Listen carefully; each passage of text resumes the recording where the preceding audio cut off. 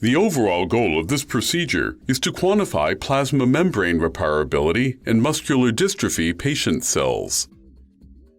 This method can help answer key questions in muscular dystrophy, such as what is the relationship between a given mutation and membrane resealing kinetics. The main advantage of this technique is that it allows real-time quantification of membrane resealing kinetics in living cells.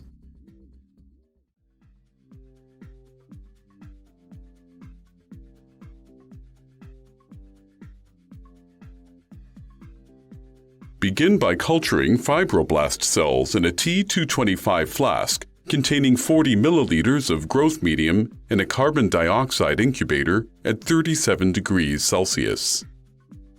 When the culture reaches 70 to 80% confluency, rinse the cells 2 times with 40 milliliters of PBS per wash, followed by the addition of 5 milliliters of 0.05% trypsin for 5 minutes at 37 degrees Celsius.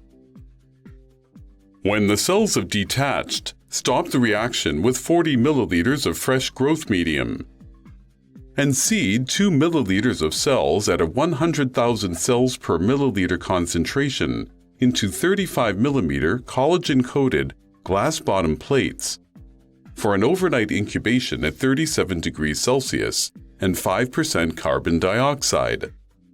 Add 150 microliters of fresh, serum-deprived medium to one 1.5 milliliter tube per transfection culture.